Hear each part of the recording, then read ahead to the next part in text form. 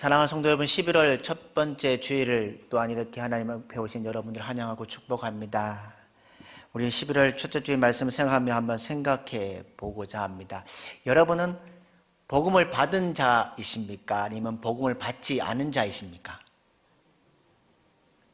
대부분 우리는 복음을 받은 자라고 말을 합니다. 그리고 특별히 제자란 무엇이냐? 복음을 받는 자로 복음에 합당한 사람이 바로 제자입니다. 이 주제는 또 제자입니까? 라는 주제는 후안 카를로스 오르티즈 목사님이 쓴 책에 이런 책이 있습니다. 제자입니까? 그 후안 목사님의 책의 배경이 이렇게 되어 있습니다. 목사님이 목회사에 가는 교회에 부임하게 됩니다. 그런데 그때 부임한 교회의 교인 수가 184명입니다. 그런데 목사님이 부임하자마자 2년 동안 교육자들과 열심히 사역을 합니다. 2년 동안 얼마나 극성스럽게 했는지 조직도 만들고 또 교족부를 만들어서 또 전도도 했습니다. 그런데 얼마나 전도를 했냐면 2년 사이에 600명이라고 늘어났다는 겁니다. 3배 정도가 늘어났다는 거죠. 그러면서 우리 교회 행정체제가 얼마나 잘 되어 있는지 사람들이 보려고 합니다. 그래서 문서도 가르쳐주고 견본도 만들어 주었다는 겁니다. 그 목사님 교회 교족본이 이렇게 되어 있다는 겁니다. 각 사람의 전화번호, 주소, 생일, 이건 다 기본이지만 이분이 세례를 받았는지 세례를 받지 않았는지, 이분이 하시는 사업이 무엇인지까지 자세히 기록되어 있다는 겁니다. 이 점에 좋은 인상 때문에 노예 관계자들이 목사님께 찾아옵니다. 이 교회가 모범이 되겠구나, 표본이 되겠구나, 저렇게 하면 교회가 성장하겠구나 라고 생각하면서 목사님을 부릅니다. 그래서 목사님은 가능한 많은 교회를 찾아가서 특강을 하고 나누었다는 겁니다. 그런데 목사님이 어느 순간에 나는 무엇인가 잘못되었다는 것을 느꼈다는 겁니다. 하루에 16시간의 교회 일을 했는데 잠깐 쉬면 한꺼번에 그 모든 것이 무너질 것 같다는 그 마음속에 자기에게 다가왔다는 거죠. 그럴 때 그런 생각에 그는 괴롭힘을 당했고 마침내 그 목사님이 이런 생각을 했다는 겁니다. 나는 모든 것에서 손을 떼어야겠다. 그래서 당회에 가서 2주 동안 저가 조용히 기도하고 오겠습니다 라고 했다는 겁니다. 그리고 목사님은 한적한 곳에 가서 기도합니다. 그런데 기도하는 가운데 첫 번째 성령님이 들려주시는 음성이 있었습니다. 무슨 음성이냐면, 너는 코카콜라 회사처럼 코카콜라를 파는 것과 똑같은 방식으로 복음을 전하고 있지 않았느냐? 너는 학교에서 배운 정신적인 신앙의 고백이 아니라 어떤 술수와 술모로 배운 거 사용하고 있지 않았냐? 그러면 도대체 네가 하는 일 가운데 어디에서 나의 손길을 찾아보았냐는 성령의 음성을 들었습니다.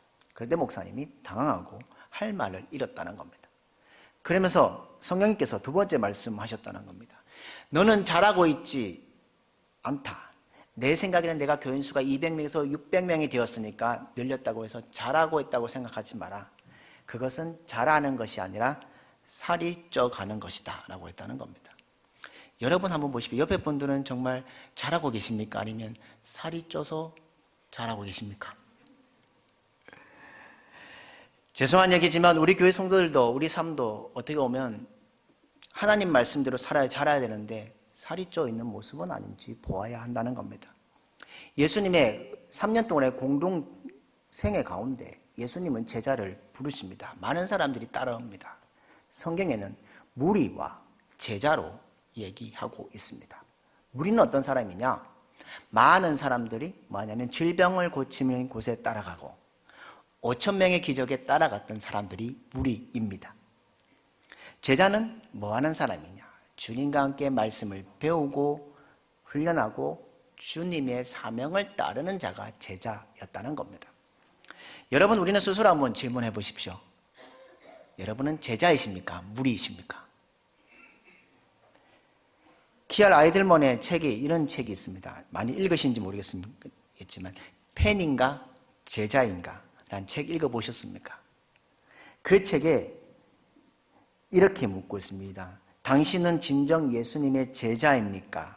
그러면서 많은 사람들이 제자라고 착각하고 살아가고 있는 모습들을 기록한 책입니다.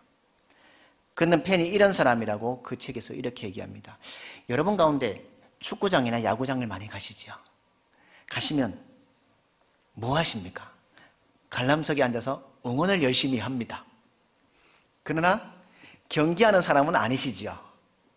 소리를 지르며 응원합니다.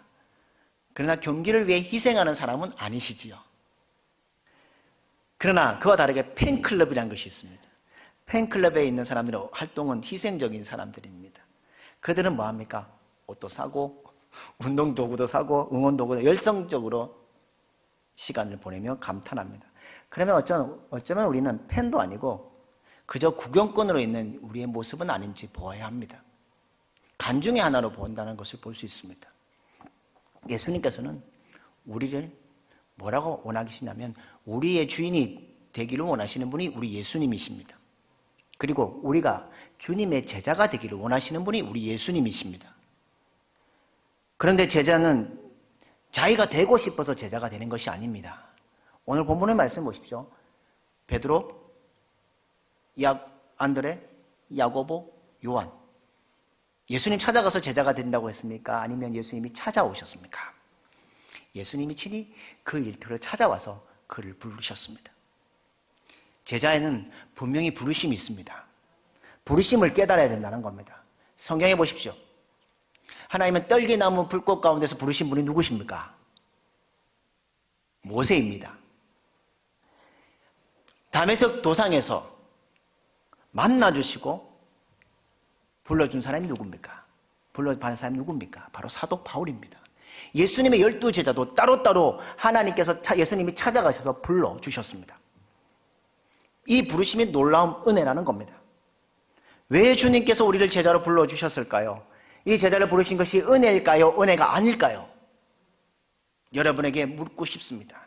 여러분은 우리를 제자로 부르신 하나님의 은혜입니까? 은혜가 아닙니까? 은혜일 겁니다. 그렇다면 제자로 부르신 은혜가 무엇인지, 제자로 부르신 그 삶이 무엇인지를 오늘 말씀 속에서 얘기하고 있습니다. 첫 번째로는 인간적 조건을 따르지 않습니다. 따지지 않는다는 겁니다. 오늘 본문에 예수님께서 누굴 먼저 부르십니까? 베드로와 안드레를 부릅니다. 그 다음에 누구를 부릅니까? 야고보와 요한을 부릅니다. 그들의 직업은 무엇이었습니까? 어부입니다. 여러분, 쉽게 말하면 바다에서 일하는 사람들은 성격이 어떠신가요? 거칠지요. 그리고 예전에, 지금은 좀 다르지만 예전에는 어부인 사람들은 뭐와 거리가 먼 사람들일까요? 공부하는 거리가 먼 사람들이지요. 그러면 이 주님의 제자 이 4명만이 변변하지 못한 사람일까요? 아닙니다. 다 변변하지 못한 사람입니다. 어느 한 회사에서 이 예수님의 12제자를 신입사원으로 뽑기 위해서 컴퓨터에 입력을 했다는 겁니다. 회사가 이들의 학력, 경력, 적성을 종합해서 컴퓨터에 분석을 했다는 겁니다. 그런데 그 분석한 결과가 이렇게 나와 있다는 겁니다. 잘 보십시오. 야고보와 요한은 매우 이기적인 사람이다. 도마는 매사에 의심이 많은 부정적인 성격의 소유자다. 베드로는 성격이 급해서 실수가 할 가능성이 높은 사람이다. 안드레는 뭐한 사람이야? 너무 내성적이어서 매사에 추진력이 떨어진다. 또 다른 야고보는 혁명가적인 기질이 있어서 위험한 존재다. 세리 출신 마태는 자신의 이익만을 추구하기 때문에 사는 사람이다. 그러면서 그 컴퓨터의 분석의 결과 중에 제자들 중에 적격자는 누구냐? 누굴 것 같습니까? 가룟 유다입니다. 가룟 유다는 학식과 경험을 겸비한 인물이며 실업가의 감각과 사교성을 지니고 있다는 결과를 컴퓨터 속에 나타냈다는 겁니다. 여러분, 누가 하나님의 나라 역사를 새롭게 쓴 주님의 제자로 사명을 잘 감당할 수 있을까요? 자격이 부족한 사람들을 하나님께서 하나님의 제자로 부르신다는 겁니다. 적격자로 평가받은 사람 가운데 주님을 팔아버린 인류 최대의 배신자가 있습니다. 이 진리를 분명하게 깨달은 사도 바울은 이렇게 고린도 성도에게 편지합니다. 이렇게 말합니다. 형제들아, 너희의 부르심을 보라. 육체를 따라 지혜로운 자가 많지 아니하며 능한 자가 많지 아니하며 문벌 좋은 자가 많지 아니하도다 라고 되어 있습니다. 하나님을 제자로 부르심은 어떤 자격이 좋아서 된 것이 아니라 하나님께서 사명자로 부르시면 그 자격이 부족하더라도 세워 가신다는 겁니다. 이 땅의 한국교회를 보십시오. 한국 초기에 많은 사람들이 예수님을 믿지 않는 사람 같은데 믿은 사람들이 있습니다. 1907년에 장로신학대학에 7명의 목회자가 세워집니다. 그 7명의 목회자 가운데 한 사람이 있습니다. 유명한 사람이 있습니다. 평양에서 깡패라고 소문이 된 사람이 있습니다. 그 사람이 누군지 아십니까? 이기풍 목사님입니다. 한왕숙 목사님이 그 이기풍 목사님에 대해서 글을 이렇게 얘기합니다. 초대 선교사 마포 삼열 목사는 밤만 되면 불량배들과 유생들의 돌세례로 곤욕을 치르고 있다. 그 중에 하나가 평양 깡패로 알려진 이기풍이었다. 그는 잔치집마다 찾아다니며 술과 떡을 달라고 행패를 부리던 깡패였다. 또한 가끔씩 마포 삼열 목사님 집에 끈질기게 찾아가 돌을 던졌던 사람이다. 그 행패는 말로 표현할 수 없을 지경이었다.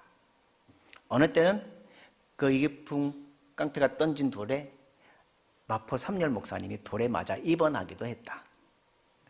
하루는 선교사님 집에 불을 지르고 돌아오다가 이기풍이가 다치게 되었다는 소리를 듣고 선교사님이 찾아가서 치료해주고 사랑을 베풀었다. 이에 감복하여 회개하고 예수를 믿게 되고 평양신학교를 나와 초대 목사가 되었고, 그리고 또한 초대 제주도의 파송 선교사로 그는 일평생 호남 지방에서 목회하다가 여수 돌산 앞 우학교에서 신사참배를 반대하다 순교했다는 글이 있습니다. 그 시대뿐만 아니라 오늘도 살아가는 우리들은 마찬가지입니다. 예수님께서는 세상의 기준과 다르게 우리를 부르십니다. 잘 알지 못하는 사람도 부르십니다. 고든 성품이 아니라도 부르십니다. 가난해도 부르시고 건강하지 못할지라도 부르십니다. 왜냐하면 예수님께서는 준비된 사람을 택하시는 것이 아니라 택하신 사람을 준비시키시기 때문입니다. 택하신 사람을 뭐 하기 때문이에요? 훈련시키기 때문입니다. 주님의 제자로 사명 감당할 수 있는 능력은 아무런 자격이 있다고 해도 사람에게 있지 않습니다. 오직 하나님께 있습니다. 하나님의 주신 자격 통해서 우리는 하나님의 일들을 감당하고 제자로 부르심을 받을 수 있다는 겁니다. 사도 바울은 이렇게 말합니다. 우리가 이 보배를 질그릇에 가졌으니 이니 심히 큰 능력은 하나님께 있고 우리에게 있지 아니함을 알게 하려 함이라 라고 되어 있습니다. 사랑하는 믿음의 성도 여러분, 연약하고 부족한 우리를 제자로 부르심은 은혜인 줄 고백하는 여러분들 되기를 주님의 이름으로 축복합니다. 질그릇 같은 우리들이지만 그 마음밭에 예수님을 담겨 있다면 하나님의 큰 능력을 가진 제자가 될 수 있을 것입니다. 사랑하는 우리 대주주에게 모든 성도들이 주님의 주신 자격 없는 자이지만 불러주셨고 내 마음의 보배에 질그릇에 주님의 보배를 심어서 참된 제자로 하나님 앞에 기쁨을 드리는 그런 삶을 살아가는 여러분들이 되기를 주님의 이름으로 축복합니다. 두 번째로는 귀한 사명으로 부르기 때문입니다. 예수님은 오늘 베드로와 안드레를 부르시면서 뭐라고 말씀하시냐면 나를 따라오라.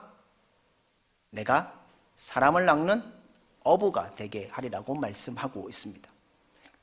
이거는 야고보와 요한에게도 같이 말씀하셨을 겁니다. 여러분, 고기를 잡으면 뭐합니까? 가족의 생계를 감당하고 사람들에게 생선을 제공하는 것도 의미 있는 삶이었지만 사람을 낚는 어부가 되는 것과 비교할 수 없습니다. 여러분, 우리는 매번 이렇게 얘기합니다. 하나님의 자녀라고 얘기하시지요. 하나님의 자녀는 영광스러운 이름을 가지고 있습니다. 그러면 자녀는 어떻게 되는 겁니까? 어떻게 하면 자녀가 될 수 있습니까? 태어나면 됩니다. 그 부모님께 태어나면 그 분의 자녀가 됩니다. 맞으시지요? 자기가 특별히 노력하지 않아도 자녀가 됩니다. 우리가 구원받아 하나님의 자녀가 된 것도 우리의 노력이 아닙니다. 공부가 아닙니다. 오직 하나님의 은혜로 되었다는 겁니다. 하나님의 크신 선물을 받은 것이라는 겁니다. 그뿐만 아니라 제자는 태어난 것보다도 부름을 받았고 배우고 닮아가며 훈련받아야 합니다. 하나님의 자녀에게는 영생의 은혜가 있지만 주님의 제자에게는 사명의 은혜가 있습니다. 서울여대 장경철 교수님은 사도 바울이 왜 훌륭한 주님의 제자가 되었는지 결론을 이렇게 내렸습니다. 질문을 잘해서. 그래서 그 책에 이렇게 되어 있습니다. 사도 바울이 처음 주님 만났을 때 질문이 무엇인지 기억하십니까? 주님 누구십니까? 이 질문에서 구원이 결정되었다는 겁니다. 오직 주님을 그리스도시요 살아계신 하나님의 아들이라는 이름을 알고 믿었다는 겁니다. 그러면 하나님의 자녀가 되어 영생을 선물로 받았다는 겁니다. 그리고 사도 바울의 두 번째 질문이 무엇일까요? 주님 무엇을 하리까? 라는 질문이었습니다. 이 질문이 핍박자 사울을 사도 바울로 바꾸었다는 겁니다. 이 질문에서 그의 인생의 사명을 발견했습니다. 자신의 사명을 발견한 날이 바로 진정한 영적 생일이 되었다는 겁니다.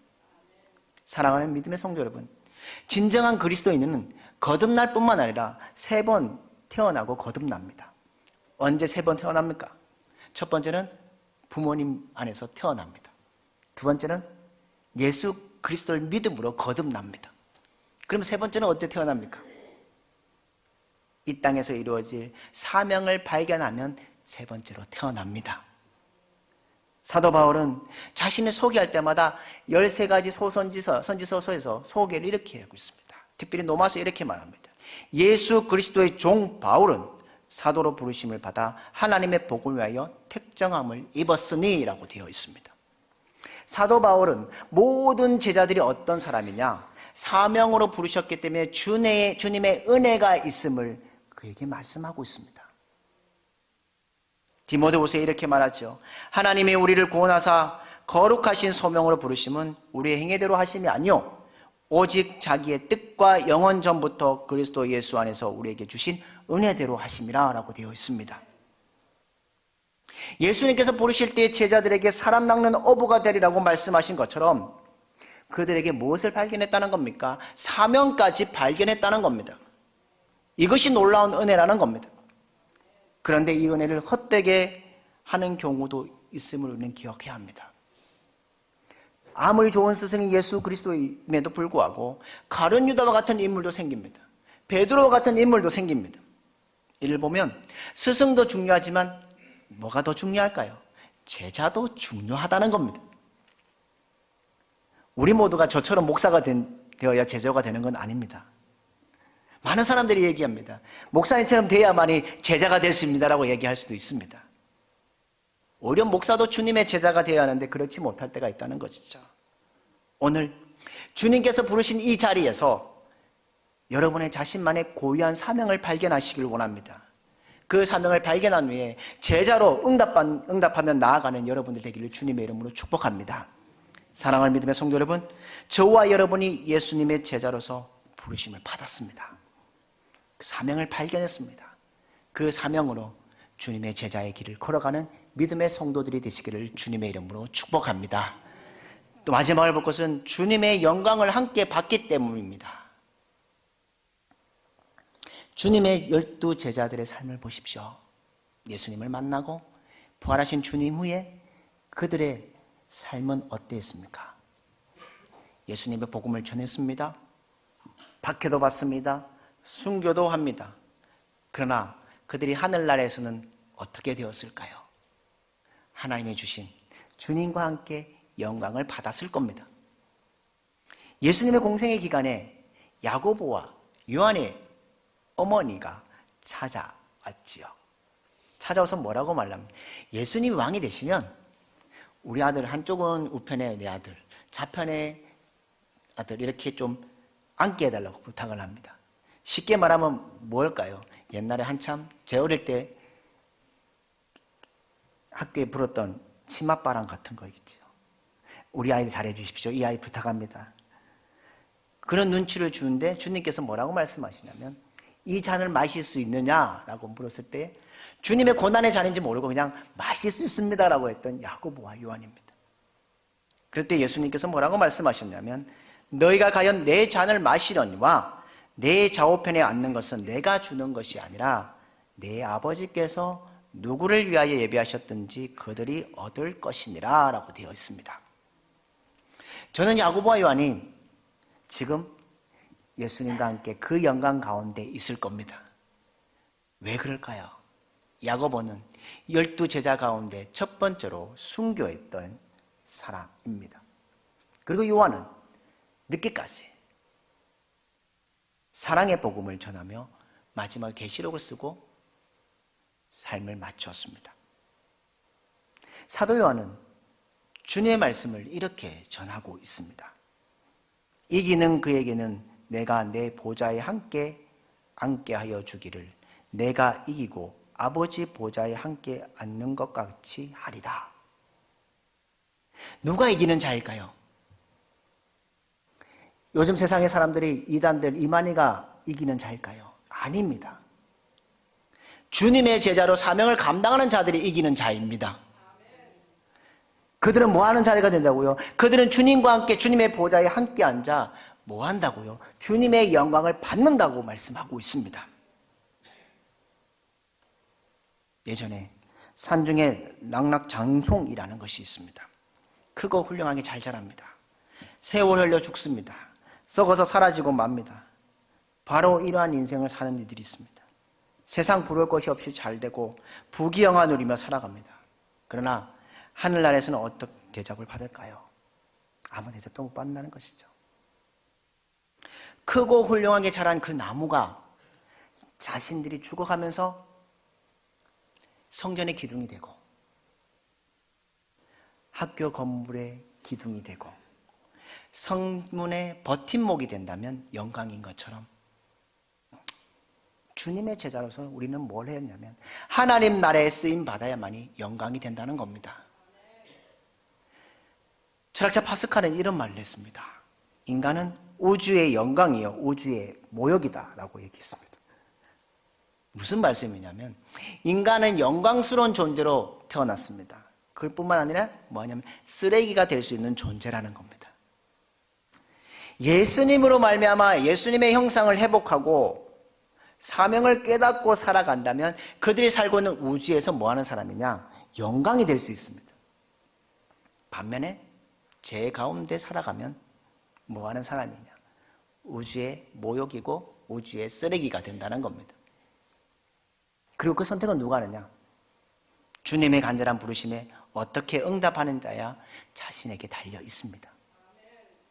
우리를 제자로 부르심은 주님의 영광을 나누기 위함에 놀라운 은혜가 있습니다. 사도 바울은 이렇게 고백합니다.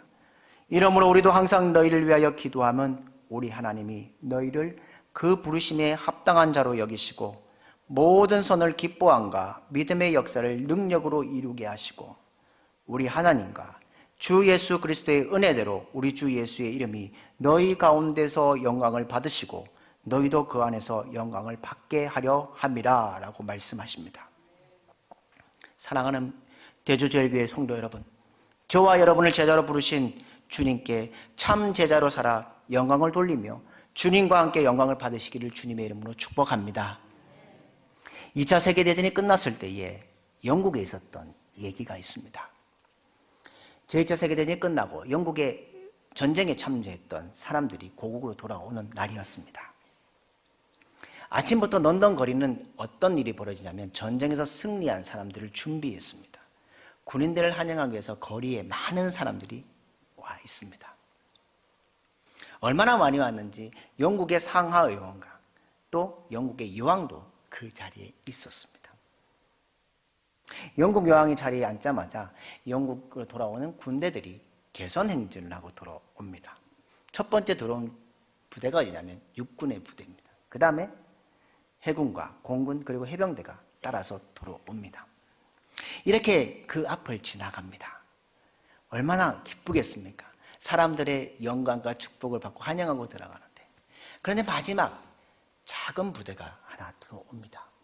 그런데 갑자기 그 작은 부대가 들어올 때에, 입장할 때에 앉아있던 여왕도 일어나고 영국의 상하 의원도 다 일어나고 거리에 조용했던 모든 사람들이 일어납니다. 그 작은 부대를 향해서 뭘 하냐면 한없이 박수를 치고 환호합니다. 그 작은 부대가 무엇이었냐면 상위 군인들로 편성된 부대였다는 겁니다. 전쟁터에서 팔과 다리를 잃어버리거나 눈과 혹은 몸의 한 부분을 잃어버린 군인들로 이루어진 부대였다는 겁니다. 그들이 들어갔을 때 그들이 바로 진정한 개선 행렬의 진정한 스타가 되었다는 겁니다. 제가 왜 이 말씀을 드리냐면 이 땅에서 우리의 모든 삶이 끝나고 언젠가는 하나님 앞에 섭니다. 그날에는 앞에 상위군인들처럼 예수님과 복음 때문에 고난을 받았던 흔적이 있는 제자들이 바로 주인공이라는 겁니다. 저와 여러분이 그런 주인공이 되기를 주님의 이름으로 축복합니다. 앞으로 우리에게 주어진 상 가운데 예수님의 복음과 흔적을 가지고 살아가는 여러분들 되기를 주님의 이름으로 기원합니다. 그것이 바로 주님이 우리를 부르심의 삶에 대한 은혜라는 겁니다. 한 주간도 살아갑니다. 우리는 부족합니다. 자격도 없습니다. 그렇지만 우리를 불러주신 하나님 앞에 참된 제자로 서 있는 여러분들 되기를 원합니다. 그리고 주님의 주신 그 삶을 기억하며 사명을 발견하는 여러분들 되기를 주님의 이름으로 축복합니다. 그리고 하나님과의 영광의 삶을 위해서 이 땅을 살아가는 동안 부르심의 은혜에 만족하며 우리에게 주어진 복음의 삶을 통해 흔적을 남겨감을 통해 참된 제자로 서어지는 그런 삶을 살아가는 믿음의 성도들이 되시기를 주님의 이름으로 축복합니다. 이 한 주간 그렇게 살아가기를 원합니다. 하나님 앞에 만족감을 주고 우리의 삶 앞에 주님의 은혜를 날마다 경험하며 믿음으로 승리하는 여러분들의 삶이 되기를 주님의 이름으로 기원합니다.